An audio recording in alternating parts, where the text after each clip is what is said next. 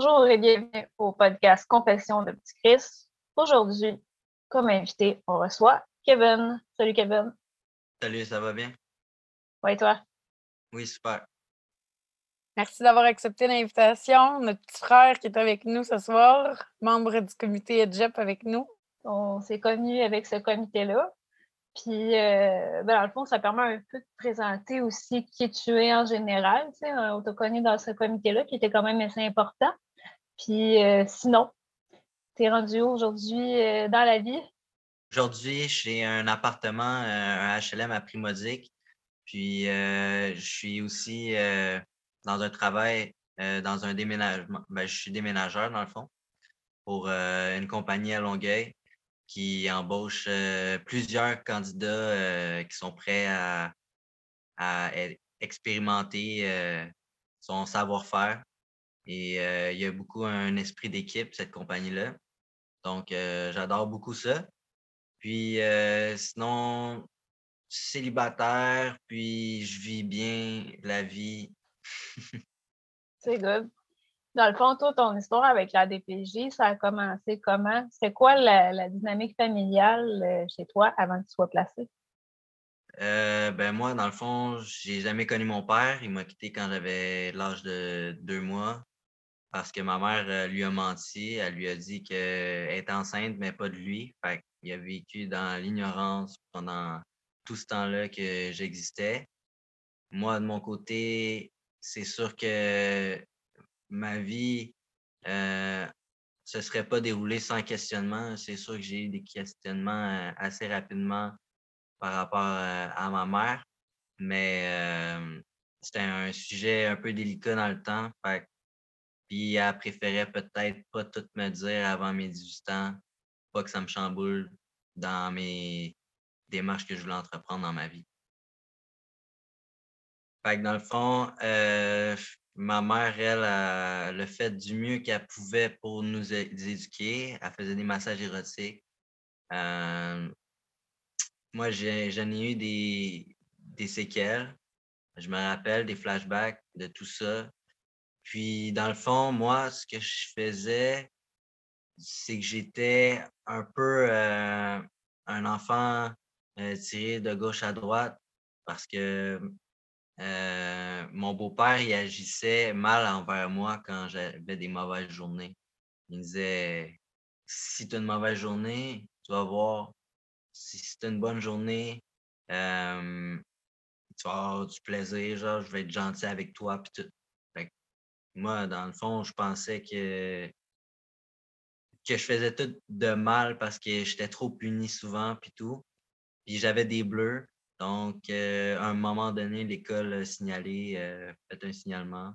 J'ai été pris en charge par le juge pour aller en cours. Puis t'avais quel âge à ce moment-là? J'avais 7 ans. Ouais. J'ai été 7 ans lors de mon premier placement jusqu'à mes 18 ans. Ça a duré jusqu'à mes 18 ans. J'ai fait 11 ans de placement. J'ai connu toutes les sortes de centres qu'il n'y a pas sur l'île de Montréal, hein. Ça a été quoi ton premier milieu que tu as fait? Mon premier placement, ça a été en famille d'accueil haïtienne pendant 6 mois. La culture était très différente de moi, du milieu où je vivais. Mais j'aimais bien ça, la bouffe créole puis tout. Mais à un moment donné, il y a d'autres enfants qui ont été placés avec moi là-bas puis qui m'ont montré des conneries. Puis, dans le fond, c'était pas ma place. Puis, je l'ai même dit, c'est pas ma place. Je me faisais tirer par les cheveux par des plus jeunes qui avaient comme 2 ans, leurs propres enfants. Fait que, tu sais, je vivais pas mal de, de l'intimidation, carrément. Alors que j'étais plus vieux, puis j'avais 7 ans. Mais, fuck, c'est ça. Mon premier placement en famille d'accueil haïtienne. Ensuite, au bout de 6 mois, j'ai décidé de vouloir changer pour aller en famille d'accueil,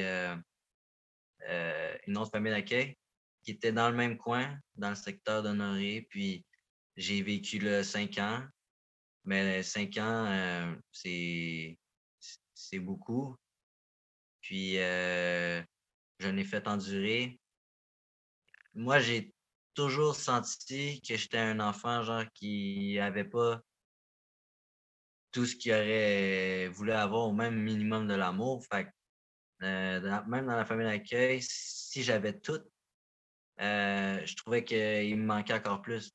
Fait que ça me poussait à comme mettre des vols, à vraiment fouiller dans l'armoire la nuit, me gaver, tu sais.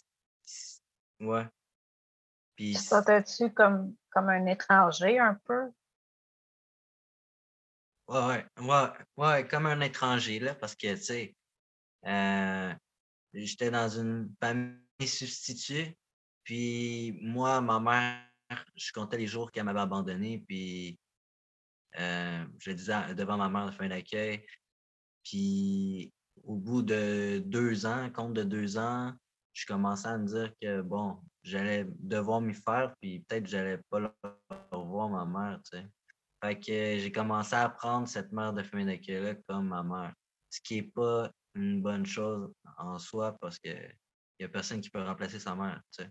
T'avais-tu quand même des contacts avec ta mère pendant tes placements, pendant ces 5 ans et demi-là? Au début, oui, mais c'était des contacts supervisés.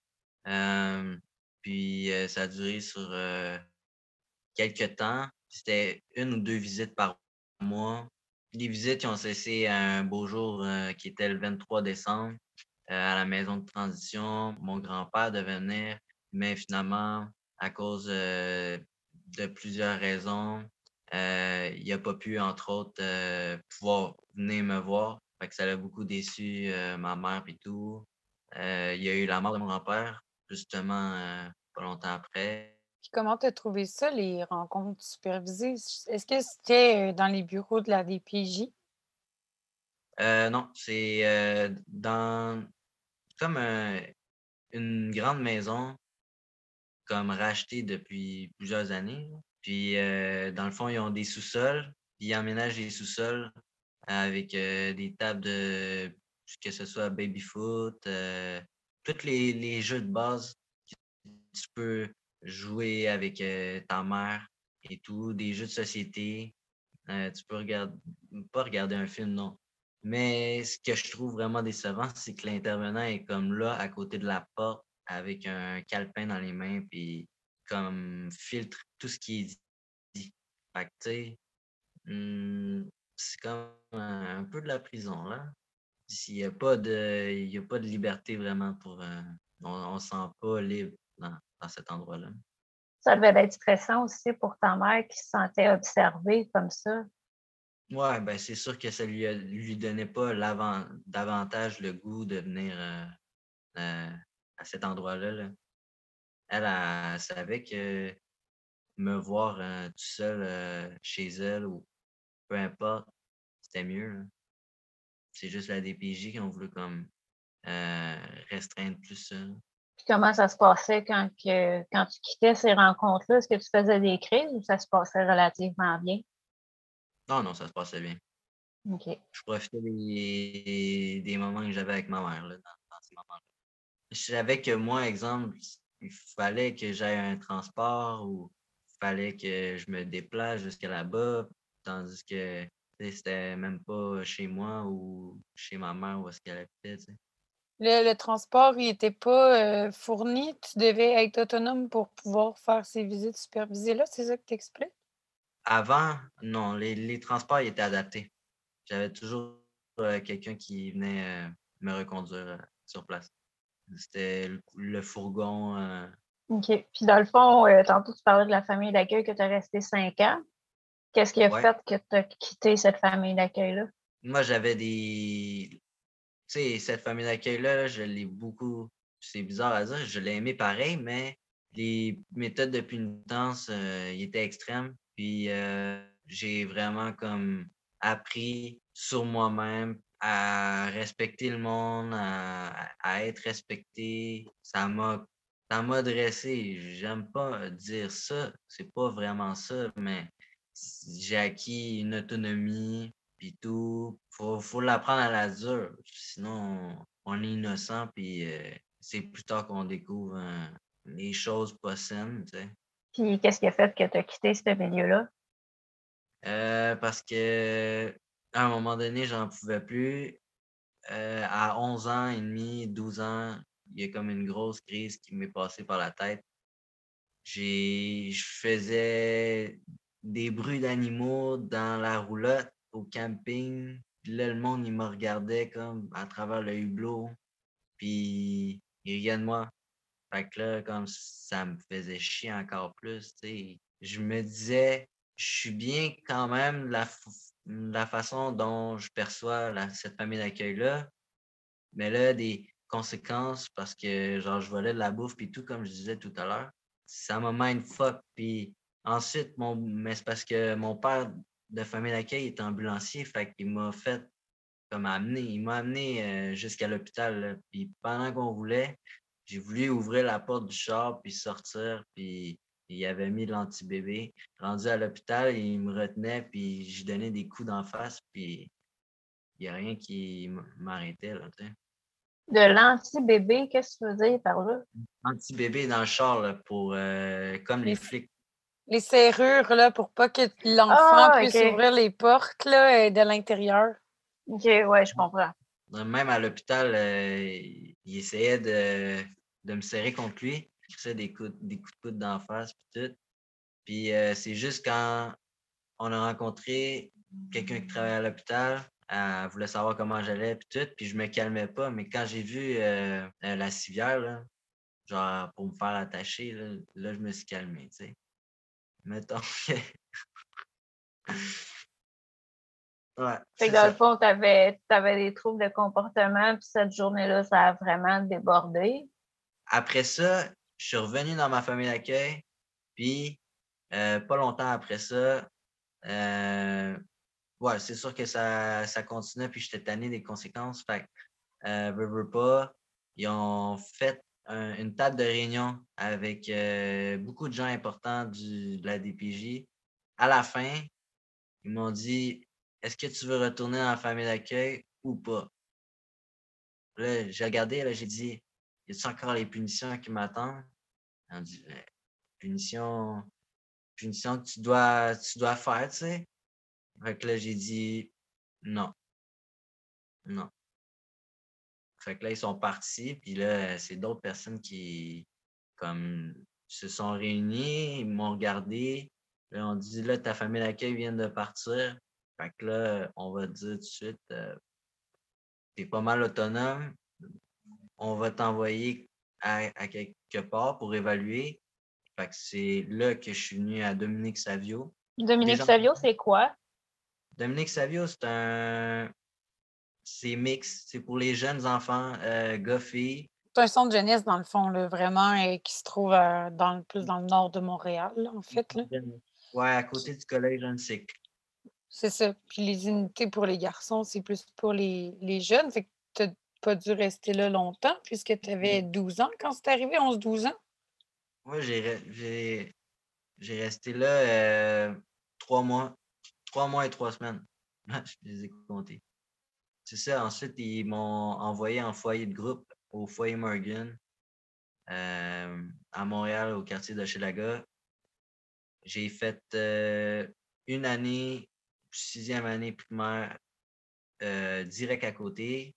Puis, juste l'autre bord de l'école primaire, il y a l'école secondaire Chamédé de Maisonneuve qui a été construit. Alors, tout était accessible. Puis, mon foyer était sur la même rue que l'école. Il n'y avait pas trop de chance pour que je fasse le fou, même si j'ai réussi à faire le fou pareil. Comment tu trouvais ça là-bas, le foyer de groupe, au niveau de la discipline? J'imagine que c'était différent un peu de ta famille d'accueil. Comment tu as vécu ça? Ben, qu'est-ce qui est différent, c'est que là, on a vraiment tous nos espaces en famille d'accueil. On était 5 frères de famille d'accueil comme placés. Puis, la mère de famille d'accueil avait aussi ses 3 enfants, elle. Donc, il faut une maison, tu sais. Puis on dormait sur des lits sur étage. On jouait au Lego, ben c'était comme 3-4 dans la même chambre, tu sais. Mais en foyer de groupe, on était le même nombre de personnes, comme si j'étais en famille d'accueil, mais on avait nos chambres. On était 2 par chambre, mais on avait nos lits, on avait nos armoires à nous, toutes nos affaires à nous. Puis aussi, ben, j'allais à l'école à l'externe, mais moi, je savais pas qu'il existait encore centre jeunesse plus dynamique avec l'école sur le même site. Puis moi, ben, comme j'ai toujours été au régulier, puis que j'ai toujours été à l'école à l'externe tout au long de mon placement. Puis ça allait-tu bien à l'école, justement, ton cheminement académique? Ouais. OK.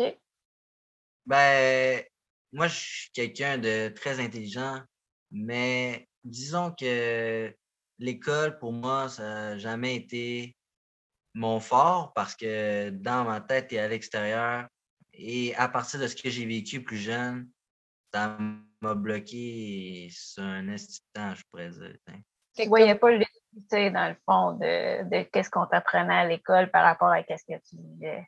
Ben, c'est ça. Là, j'essayais déjà de vouloir me libérer du centre jeunesse. J'étais quand même à l'école, puis il fallait que j'apprenne d'autres affaires, mais j'avais d'autres choses aussi en tête, là.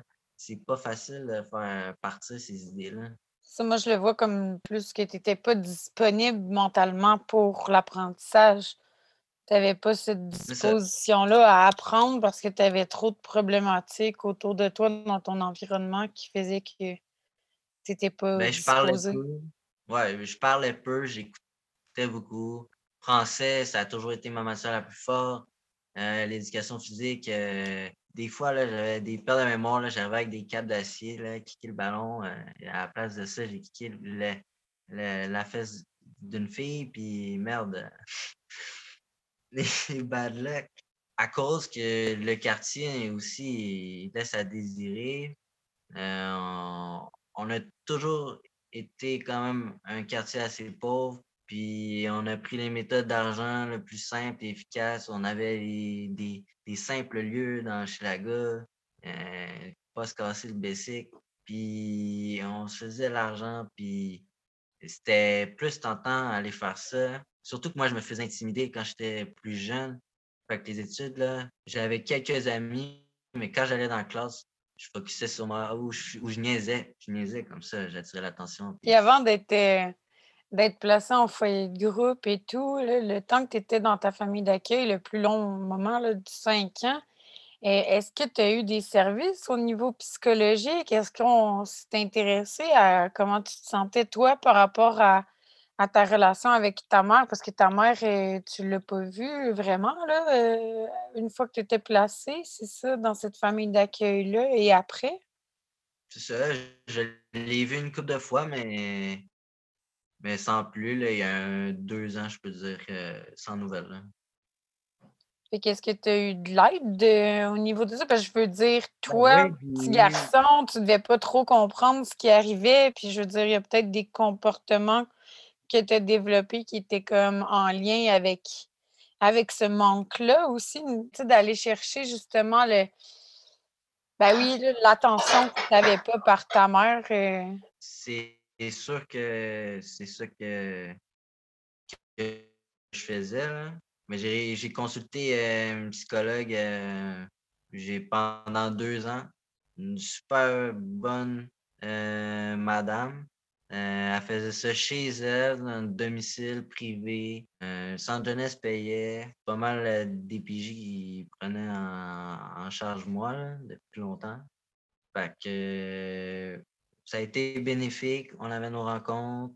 Je savais que tout ce que je lui disais restait privé. J'ai monté avec elle un cahier de qualité.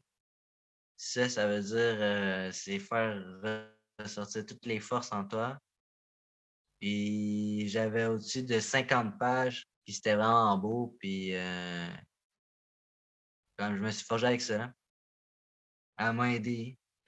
Elle, cette madame-là, elle était spécialisée pour ben, dans le fond, moi, ce que je voulais, c'était gérer mes émotions.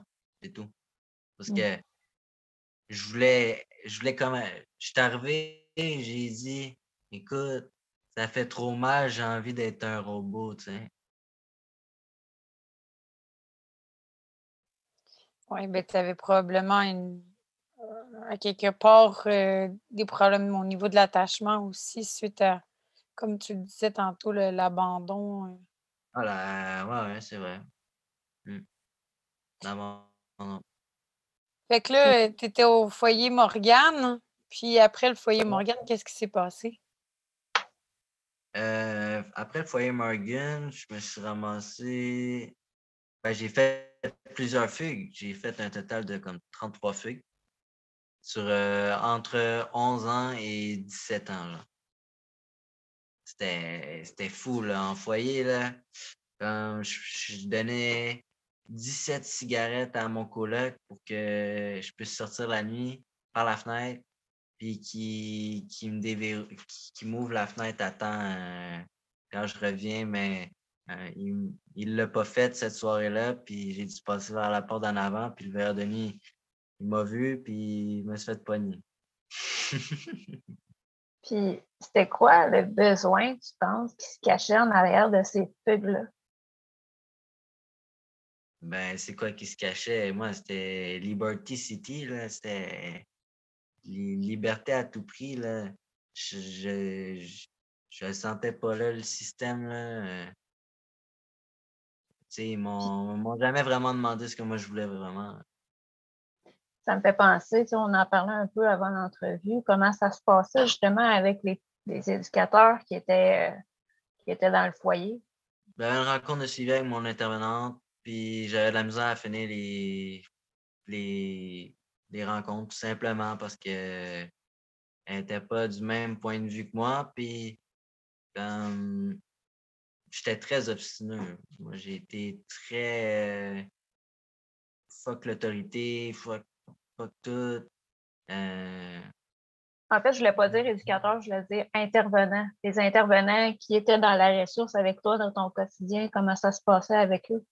avec eux, comment ça se passait, et tu sais, je sais pas comment dire ça, mais qu'est-ce que je peux dire, c'est que j'étais en présence d'eux autres. À un moment donné, j'avais pas le choix de rester un moment parce que j'avais peur des conséquences s'il allait être plus grave si je refuguais. Fait que c'était toujours un retardement. Je jouais le show, je jouais le jeune. Ah, il s'est repris, là. On pense pas qu'il va refuguer. Tu sais, juste pour que tu penses ça, ben, moi, j'étais comme, justement, c'est ça que je veux que vous pensez, puis je veux pas fuguer. Ben, vous comprenez pas, tu sais. Je vous ai expliqué ma parole, là, a fait beaucoup parler, là, puis je me suis battu beaucoup pour ma liberté. Ça finit à la fin que j'ai fini par négocier avec eux autres. C'était comme, vous voulez que je revienne? Ils voulaient vraiment que je revienne, mais c'est eux qui couraient vers moi. C'est pas moi qui leur disais que il me manquait de quoi à l'extérieur puis tout. J'avais tout. J'étais comme arrêtez de faire des programmes tout pareils pour tout le monde. C'est mieux des programmes individualisés. C'est ça qu'on a besoin. De ce que je comprends, il y avait comme une espèce de jeu chat-souris où est-ce que c'était comme il essayait tout le temps de comme t'attraper, de t'enfermer dans une cage, puis toi, ben, tu disais non, tu t'échappais, tu disais vous n'avez pas le droit C'est de me ça. contrôler. Comment c'est fait, c'est ils ont tendance à croire qu'il y a une recette miracle. Fait que dans le fond, les services n'étaient pas adaptés à tes besoins. Non, ça, c'était pas adapté pour mes besoins. En plus, c'est quoi ça? Ils ont ôté la loi du tabac autant en prison que dans les centres de jeunesse. Écoute, moi, quelqu'un qui est vraiment stressé comme moi, là, qui tu me dis de ne pas avoir ma cigarette, mais que genre, aussi fort que ça soit, genre juste pour une cigarette, je dis à l'intervenant, je m'en vais au métro Honoré Beaugrand, je m'en vais la fumer, ma cigarette. Tu me diras pas non. T'sais. je vais le faire pareil. Je l'ai fait pareil. S'il n'y a rien qui m'en empêchait. Fait que tu es resté 1 an au foyer Morgane, c'est ça, avant d'être transféré après au Mont-Saint-Antoine, au centre jeunesse? J'ai fait 4 ans et demi, quasiment 5 au foyer Morgan. Ensuite, j'ai été au Mont-Saint-Antoine. Mont-Saint-Antoine, j'ai fait à peu près, je dirais pas 1 an vraiment, là. Mais dans le 1 an, j'ai eu des. En tout cas, on en reparlera après. OK, fait que tu es resté longtemps au foyer Morgane, finalement. Malgré tes fugues, ils te gardaient pareil au foyer. Ouais. Au foyer Morgan, malgré mes fugues, il me reprenait. Ben, mon intervenant, c'est mon intervenant. On n'avait pas un bon lien comme pour les rencontres ou mes points de vue ou tout ça. Mais par contre, elle avait quand même du cœur. Puis si, exemple, son gars, il avait du linge, ben, elle me donnait tout le linge de son gars, là, du Billabong, c'est toutes des grosses marques. Là. Puis là, j'étais comme, oh shit, OK, merci.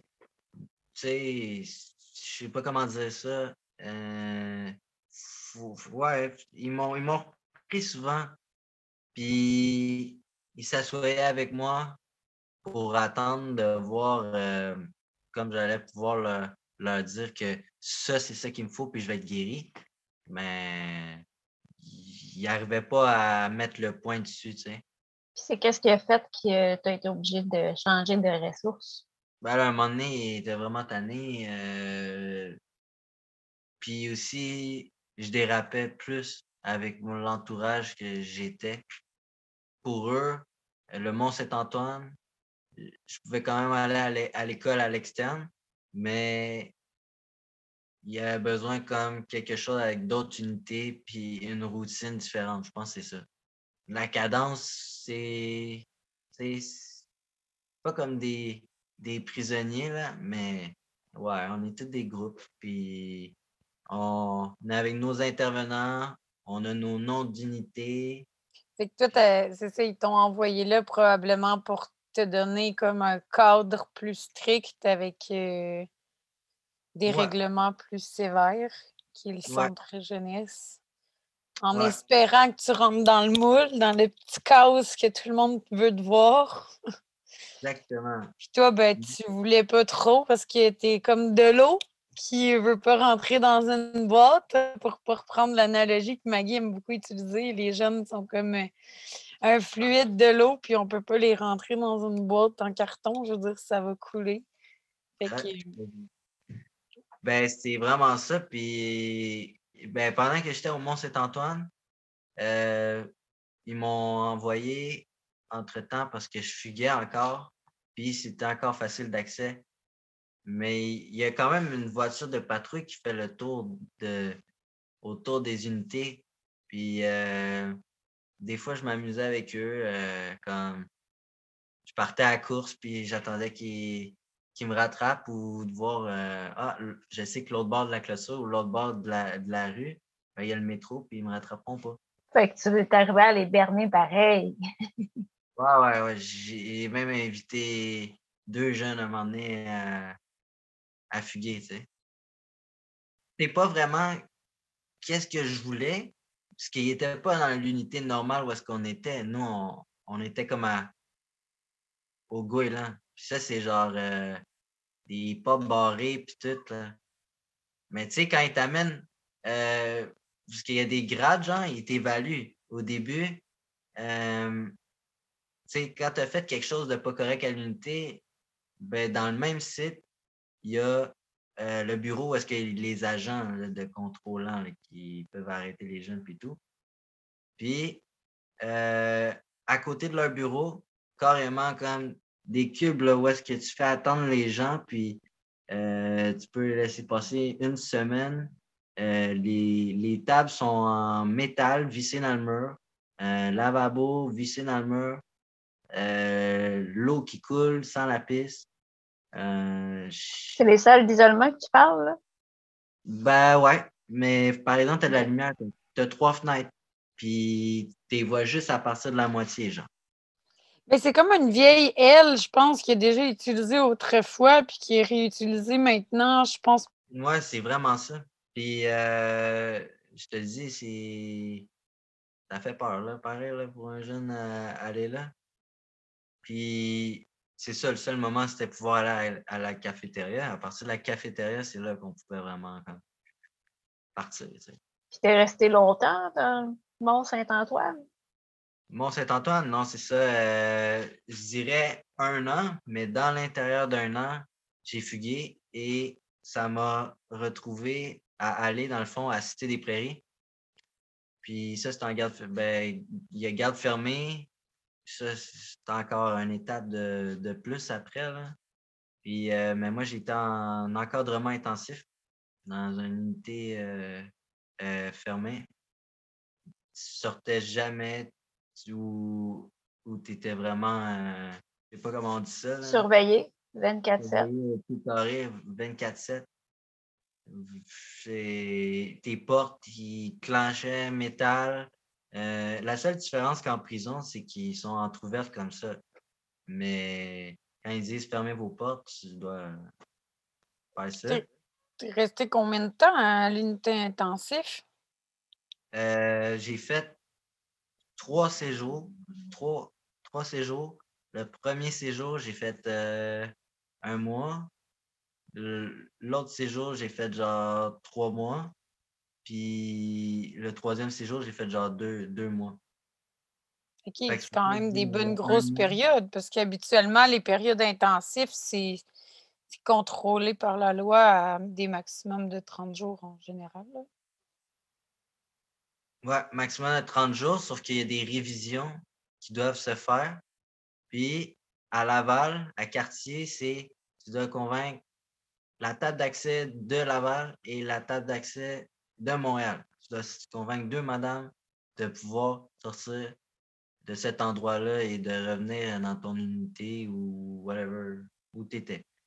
OK, parce que tu as fait l'intensif à Cité de la Prairie et à J'ai fait Laval. puis j'ai fait aussi Laval, ouais, ouais. Dans le 1 an, OK. tout ça, là. Fou! Puis moi, je sais pas vraiment, ils m'ont pris en type de degré de dangerosité.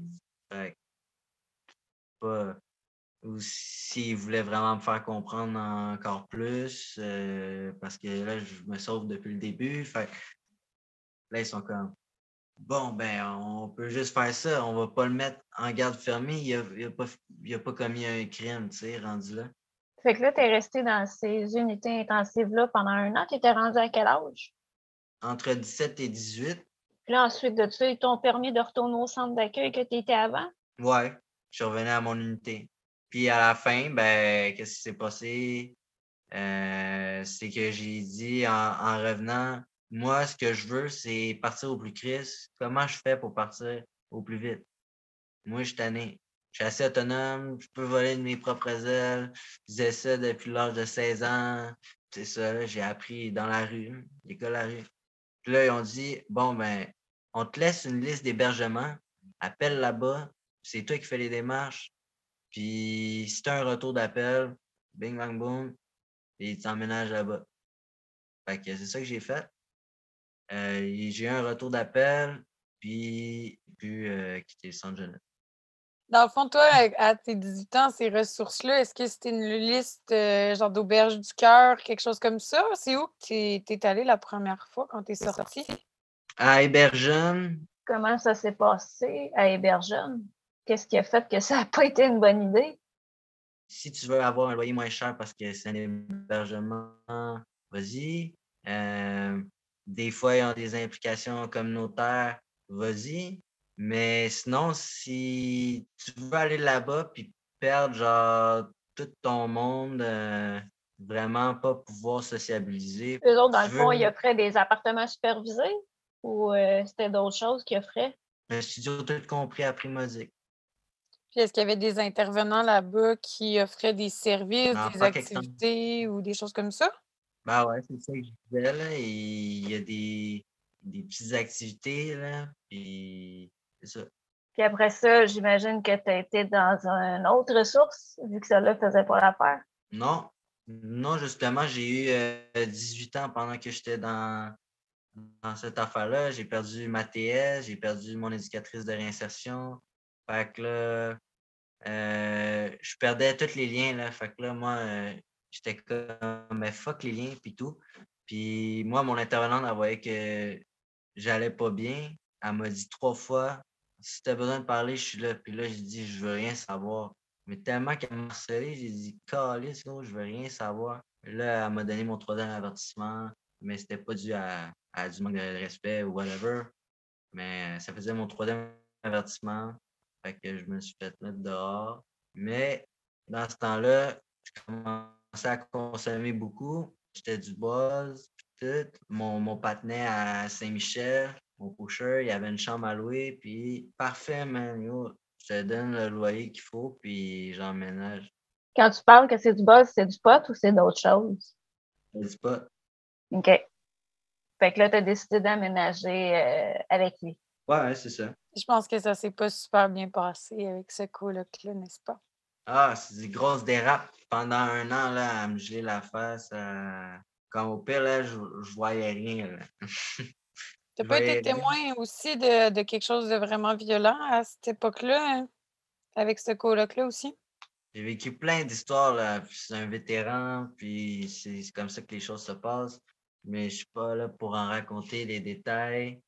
Mais j'ai vu du sang, j'ai vu des femmes, j'ai vu de l'argent, j'ai vu. Fait que dans le fond, vu que ça s'est pas bien passé avec lui, après, est-ce Et que tu ça, t'es retourné vers une autre ressource ou tu as décidé de changer de moyens de survie? ben, aussi, avant d'avoir mes 18 ans puis de partir de San Jeunesse, j'ai rencontré ma first love, puis c'est elle qui m'a donné la motivation qui m'a comme entraîné puis vers le haut, puis me dire que faut que j'avance, puis tout. On s'est aidé quand même mutuellement. À un moment donné, elle est arrivée, puis elle a dit, oh, OK, c'est bon, on va chercher un appart ensemble. On s'était séparés, puis tout pendant que j'étais chez mon pusher, comme elle a appelé la veille, le 31, elle a dit ouais, bon, ben ça y est, moi, je suis capable de vivre là, je ne paierai pas le loyer. OK? Fait que là, le lendemain, elle arrive à 7 h le matin. Moi, il y a juste toutes ces affaires dans la chambre. Là. Il y a juste ma Xbox. Là. Mais je sais que la plupart de toutes ces choses, je les ai foutues, on les a rassemblées toutes au milieu du salon, moi puis mon coloc. Puis là, quand sa mère est arrivée pour ramasser les trucs, elle m'a regardé comme si j'allais vouloir les aider. Mais je ne vais pas les aider. Là. Toi, tu te Elle- sentais blessé dans cette relation-là, j'imagine, en quelque sorte. Ah, mais c'est parce qu'il t'appelle pas la veille pour dire que tu vas pas payer mon coloc. Là c'est qui est payé avec tous ces problèmes-là? Là? C'est moi qui dois payer le double? Ah, OK, c'est bon. Je veux payer, mais t'inquiète. Moi, t'as ça, puis c'est tout. Aussi, tu avais déjà mentionné que tu avais eu une période, un peu plus difficile aussi où tu t'es retrouvé, sans domicile fixe également. Je sais pas si tu voulais en parler un peu? Ouais, ben moi, quand j'étais dans la rue, je connaissais les hébergements du centre-ville entre Berry et Papineau. Euh, autant quand c'était pour les plus jeunes, quand tu voulais fuguer, puis que la police pouvait pas débarquer, pas de mandat. Fait que moi, je connaissais les endroits. Puis le refuge des jeunes, qui est pour les jeunes adultes. J'ai déjà rentré genre à Accueil Bono, là. J'ai mis un pas devant l'entrée, là, puis j'ai même pas pris de ticket, puis je suis juste retourné de bord. Genre, j'ai juste voulu voir à quel point c'est vraiment dur. Travailler dans ces endroits-là où toutes sortes, là. Vraiment, là.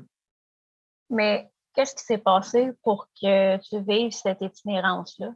Ben écoute, moi, ma mère était avec mon beau-père, lui, il m'a battu quand j'étais jeune.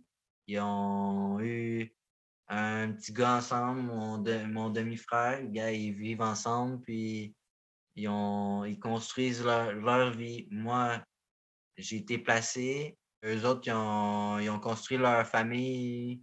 Ils ont construit leur vie pendant que moi, j'étais en centre jeunesse, puis moi, j'ai conçu ma vie en étant tout seul avec moi-même. Fait que quand je suis sorti, ben, c'est ça. Il y a que Ça ne moi-même, matchait pas. il y a que moi-même qui comptait. Non, ça ne matchait pas. Ça ne matchait pas parce qu'elle ne comprenait pas pourquoi, exemple, je fumais un joint puis qu'elle est anti-drogue, genre mon vécu puis tout ça, mon stress. Il faut jamais s'attendre à faire un enfant en croyant qu'il va devenir l'image qu'on veut absolument de lui. Puis ça, c'est un gros défaut répandu chez les parents au Québec. Les Ben, en parents qui fait, se font une on image, pense là, ils pas. ont quasiment. Tu nais, puis tu as quasiment un rôle dans la famille. Tu sais à peine parler, tu n'as jamais demandé à vivre, puis. Mais Tu sais. c'est comme. Ouais, c'est ça. Fait que dans le fond, si vous n'aviez pas les mêmes valeurs, puis en parlant de valeurs, c'est quoi les valeurs qui t'ont le plus aidé pendant tout ton parcours que tu as eu autant à la DPJ qu'après? Là? Respect, ben, le charme. C'est une valeur, ça? Ça peut. Le charisme. Ouais, le charisme. Ouais, ça m'a beaucoup aidé. J'ai attiré beaucoup de gens influents. Ça peut être des gens qui ont fait du négatif, mais qui m'ont apporté du positif parce que je sais là où ils se sont plantés, tu vois. Fait que tu as appris de J'ai beaucoup l'expérience des autres un peu. appris. Dans ta transition à la vie adulte, tu aussi, ben c'est là qu'on s'est rencontrés, tu as aussi fait partie du comité EDGEP. Veux-tu nous dire un peu pourquoi tu as décidé de t'impliquer dans cette étude-là, qui est en fait l'étude longitudinale sur le devenir des jeunes placés? J'ai décidé de m'impliquer à EDGEP parce que dans le fond, j'ai eu une expérience de 11 ans de placement. Donc, j'étais parmi les mieux placés pour pouvoir ressortir l'état des lieux qui se passaient à ce moment-là dans les centres jeunesse. Il y avait une grosse affiche qui disait pour les jeunes en centre jeunesse qui s'en vont comme vers leur départ des 18 ans. Donc, j'ai appliqué là parce que moi, ça a toujours été prouver ma liberté en fuguant et toute autre chose. Mais j'ai réalisé que probablement que c'était ma chance de le faire de façon plus saine.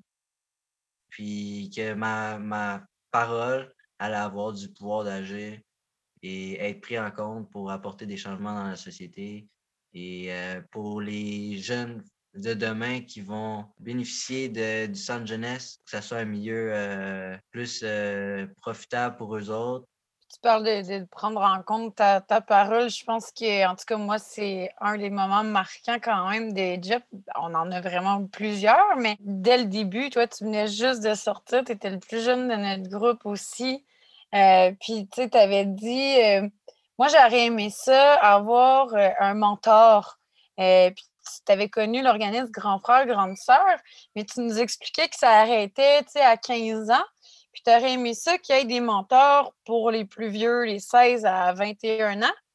Puis je me souviens, la coordonnatrice à l'époque, qui était Claudine Simon, qu'on a tous beaucoup apprécié, avait contacté justement l'organisme pour qu'ils viennent nous rencontrer. Puis on a pu, avec eux, co-construire le programme de Grand Frère, Grande Sœur 16-21. Donc, je ne sais pas si tu veux nous dire un petit mot là, justement sur le développement de ce programme-là que tu as fait avec leur équipe aussi. Quand j'étais jeune placé, je voyais d'autres jeunes pouvoir bénéficier des sorties à l'extérieur avec un grand frère ou grande sœur. Dans le fond, ça peut. C'est vraiment en termes avec les critères du jeune euh, qui, comme la compatibilité se fait au bout d'un examen approfondi. On peut choisir les types de personnes qui feront l'affaire suite à une interview pour savoir si ils sont faits pour accompagner des jeunes, puis s'ils ont de la facilité à créer des liens et tout. Plus tard, quand il est arrivé la tranche d'âge dépassée, moi, ça c'est venu me chercher. Puis je ne pouvais plus bénéficier de ces services, c'est ce qu'on me disait. Alors, trouvais ça dommage parce que je passais mon temps tout seul, puis et tout, puis ce service n'était plus offert pour mon âge. Donc, dans le fond, qu'est-ce qu'on a fait? C'est que quand je suis rentré à Edgeb, j'ai eu l'idée, grand frère, grande sœur, de prolonger l'âge limite pour que d'autres jeunes dépassant cet âge-là, on a besoin de soutien, on a besoin de quelqu'un à qui se rattacher. Puis toute notre équipe de JEP, on s'est regardé puis on a dit que ça avait vraiment du sens, mon opinion comptait beaucoup, qu'on devrait mettre ça de l'avant avec le directeur du Centre jeunesse de Montréal et de l'association Grand Frère, Grande Sœur qui existe déjà. Dans le fond, il fallait un budget quand même assez énorme. Dans le fond, c'est ça qui manquait, qui était vraiment primordial pour avancer les choses. Donc, on a attendu. Ça s'est Au fini. moins 2 ans, facilement. Puis il y a eu la pandémie au travers de tout ça, fait que ça a été encore plus long. Oui, ça c'est vrai. La Ouais, pandémie qui a vraiment touché. ouais. Puis là, ben, en septembre, on a eu la En nouvelle qu'il y a eu du financement là, qui a été approuvé par le ministre Carman qui a fait son annonce pour ce programme-là. Exactement.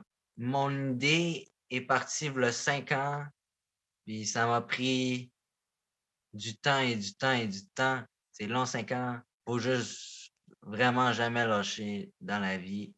Qu'est-ce que tu penses que ce programme-là, si tu aurais pu l'avoir à l'âge que tu as demandé que ce soit, qu'est-ce que ça aurait changé pour toi? Ce que ça aurait changé, c'est que j'aurais plus confiance aux gens. Hmm.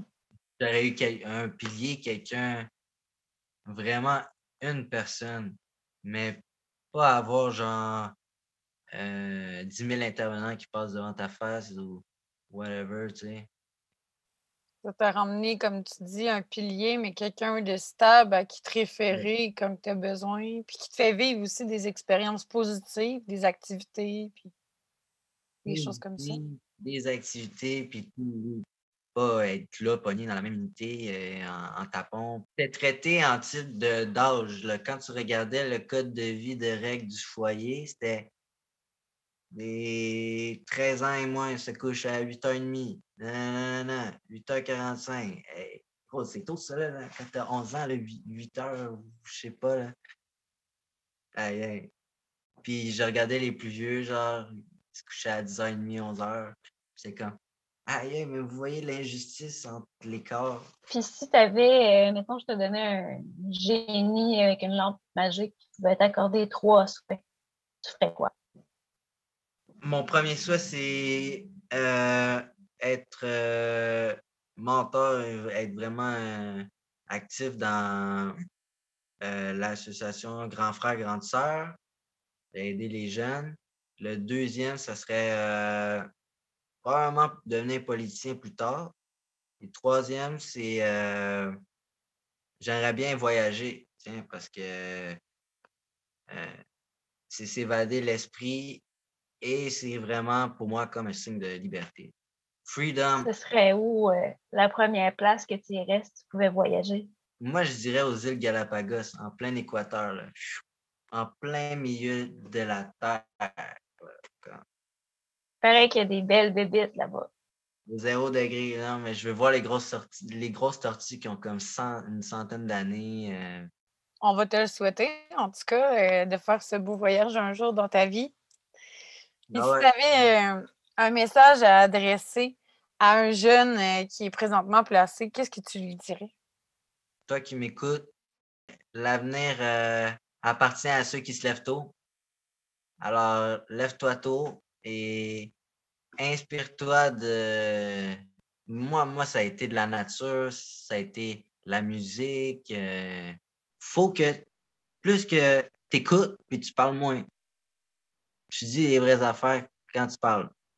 Moi, c'est comme ça que je fais dans la vie. On est des gagnants. Excellent.